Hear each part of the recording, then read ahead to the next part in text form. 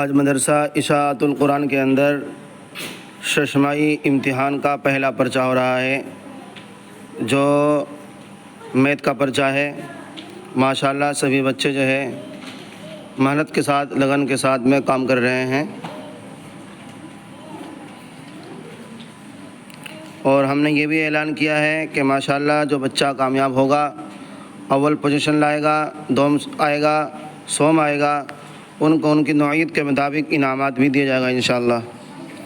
तो इसलिए मैं फिर से कहता हूँ कि तमाम बच्चे मेहनत के साथ में, लगन के साथ में काम करें, तवज्जो के साथ काम करें। इंशाअल्लाह जो बच्चा कामयाब होगा, अव्वल पोजीशन, दोम सोम आएगा, उसको इनामात से नवाजा जाएगा इंशाअल्लाह।